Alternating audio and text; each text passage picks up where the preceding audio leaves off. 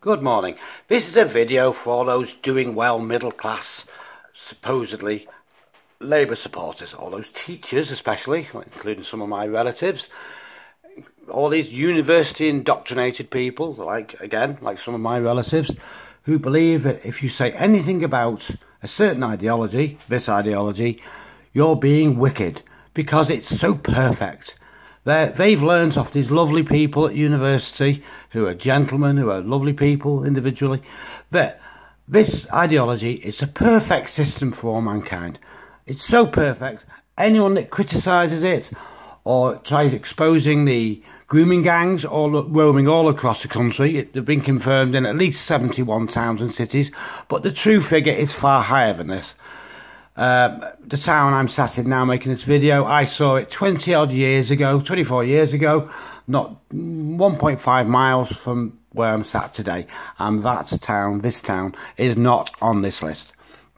It's a matter of fact, whether these highly indoctrinated, mortgage paying, Audi driving, doing well health visitors and nurses and teachers, whether they want to admit it or not, that this ideology has been violent, invading, slave dealing, robbing, and based on envy and avarice since about 627 AD. 627 AD is a very relevant date, as anyone that knows about the Quran will know, because 627 AD was the date, or the year, the day is recorded, of the Prophet's first looting, massacring and thieving raid on the Arabian Peninsula. 627 AD, remember that. Now, as we know, we all go by, in the West, we all go by the Christian calendar. Of course, I used to say the year of our Lord, 2019. Love that old speech, because it basically is true. As we know, the Christian calendar is based on AD, after Christ, and it starts in 00. 0 was the birth of Christ. So, as we know, as I've just said, it's recorded all over the internet or in the Quran that the Prophet's first massacring raid, looting, thieving raid, was in 627 AD at the Jewish village of Banu Qurayza. Now, I'm not being like pro-Jewish, pro-Zionist here. It's just a matter of fact that around where the Prophet lived, near Medina, all the tribes at that time were Jewish in his locality. But the whole Middle East, as our calendar suggests, had been Christian since year 0. So it had been Christianized, the whole of the Middle East. We're talking Syria, Lebanon, Morocco, Tunisia, North Africa, Spain, as we know, Italy, where the Catholic Church is still based. This had been Christianized and progressive, very progressive, has to be said, by this religion's, this ideology's standards for 600 years. And the Prophet was only in power 14 years before one of his slaves, yes, he was a slave owner and a slave dealer. He used to take slaves, especially child slaves, for sale to old, dirty men, basically, as we still see today, unfortunately. He used to take children and women and young girls. The children and the young girls were the most valuable, and he used to cart them off, behead their parents, behead their fathers, take their mothers, sell them as labour or sex slaves, and he was a slave dealer and a slave owner. This is in their Quran. It mentions this phrase in the Quran, all that your right hand owns.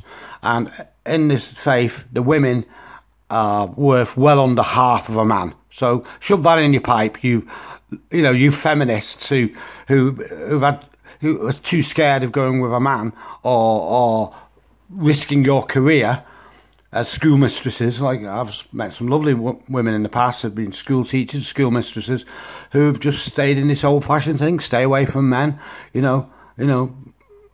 be a bit paranoid, don't risk your career, don't put all your energy into your career, and good luck to you. But the fact is that all you people, all you feminists, all you, lady teachers, all you health visitors, like that Ashley Shaw in Manchester, who I was watching the other day. Oh yeah, anyone that criticises this religion, this ideology, it's not really religion, this ideology is an Islamophobe, is a hater. Well, let's have a look at the amount of hate in this Quran, shall we? It's riddled with it.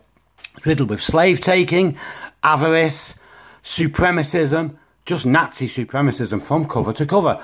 In the true Quran, which you can get your hands on, you can buy. I don't want to buy it because I've already read it, and a portion of that, like the halal food, goes towards basically world jihad. I mean, I have got a copy here. I don't know if you can see that.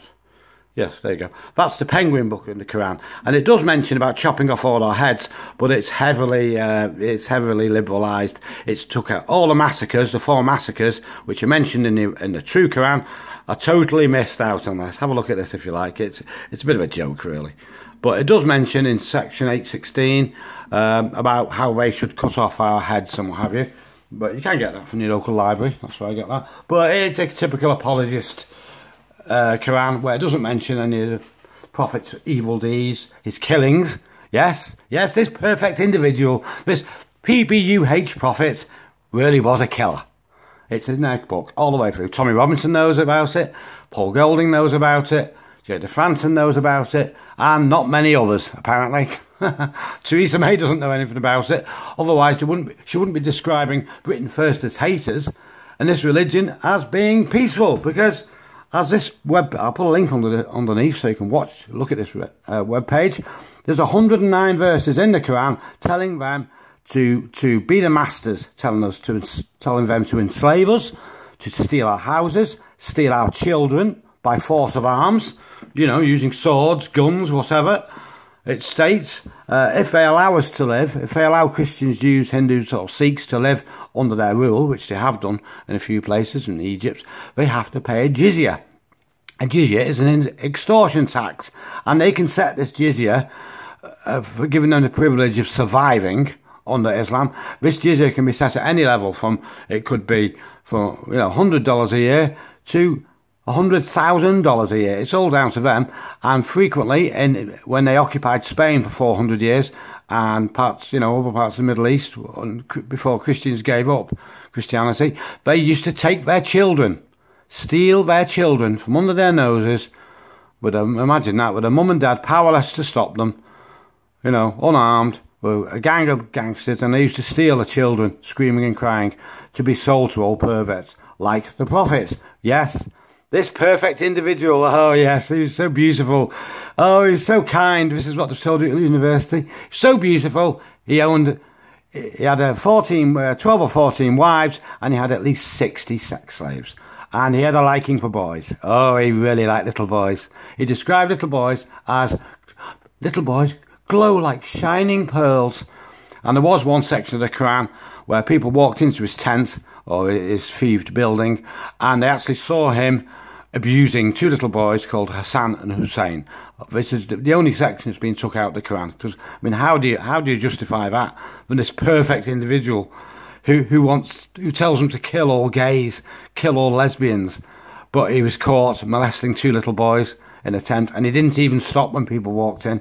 They even forgive this of him. His murders, his massacres, his assassinations, him chopping people's hands and feet off and poking people's eyes out. This was his own followers when they tried to leave. He really did do this. I could get the names for you, but it's a bit boring. The names are recorded in the Quran, the names of these people, where he sent assassins after them, and they poked out their eyes with hot nails and chopped their hands and feet off and left them to die in the desert. Does that sound like a perfect role model to all Mus? Yeah, there's 109 verses in the Quran anyway, telling them to enslave us, telling them to invade us, take our houses, take our kids, take our wealth, because they are, quote, the best of people on earth. They are, quote, the Quran, they are the rightful rulers of the entire earth. Yeah, master race back in 600 AD. Here we go. And here it describes how if you die as a suicide bomber or die fighting the dirty kuffar, the dirty kafir, this is us. Yes, all 5 billion of us. This is how supremacist it is. The French, the Germans, the Americans, President Trump, me, we're all dirty animals. Quote the Quran again, the lowliest of beasts. They're barely even human. It's basically comparing all non-believers to worms or mice. Here we are, and it says, fighting is prescribed for you. Quran page 216.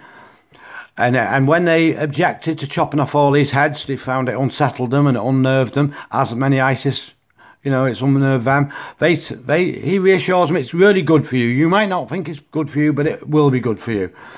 As for those who reject faith, I will punish them with terrible agony in this world. So anyone that rejects the faith, as for those who reject faith, Christians, Jews, agnostics, anyone that doesn't immediately bow down, I will punish them with a terrible agony in this world and in the hereafter. Here we are.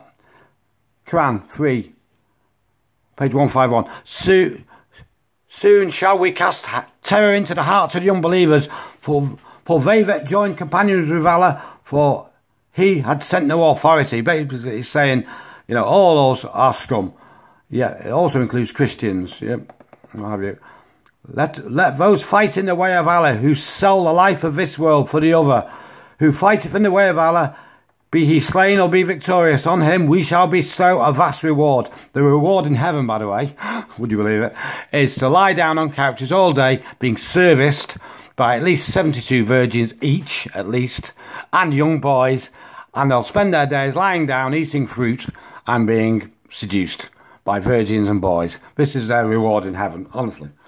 But, which I suppose, compared to the shit life most of the people have had in the Middle East for thousands of years, you know, with no chance of progression, no chance of bettering themselves, you know, it's very attractive indeed. I could go down it for you, but I mean, if you put it into English, it's it becomes quite obvious how violent it is. On the original Quran, not this bullshit one from the library. It actually tells them to, you know, they are the master race. It mentions four massacres of saying, here we are, look, it shows them to be strong. And be not weak-hearted in the pursuit of the enemy. The enemy is kuffar, the kafir. If you suffer pain, then surely they too will suffer pain as you suffer pain. In pursuing an injured and retreating enemy, really an act of self-defence, it comments? No, it's not.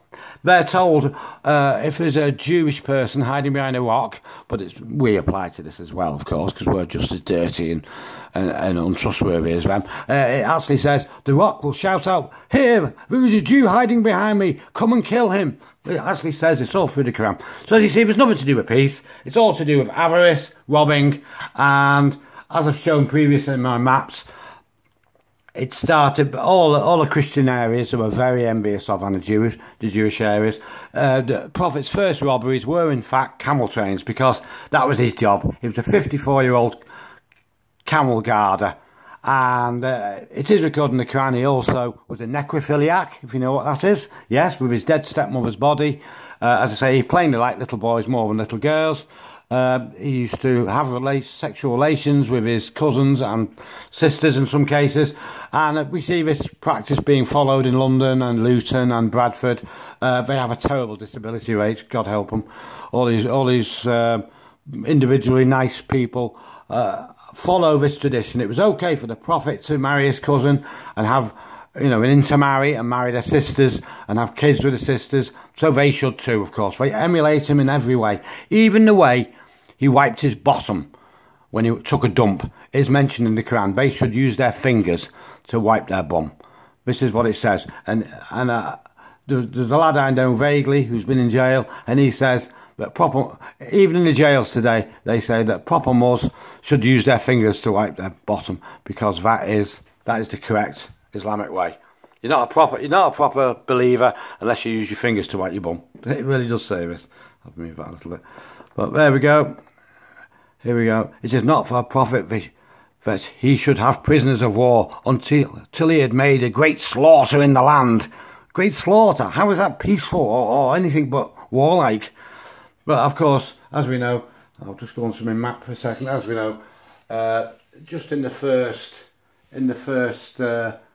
This was 750 AD, and as I said, they took all this territory, and it's well recorded that just in Western India, up here, they did slaughter at least 60 million people, and they occupied the whole of Spain for 400 years, and they only stopped at the top there in France, with Catholic money paying for a mercenary army of Franks, and they were pushed back, beaten in 727 AD, and then they were pushed out of Spain, and they were pushed back out of Greece. And as we know, the centre of the Assyrian Eastern Church used to be Constantinople, which is now Istanbul, and it has been wiped out.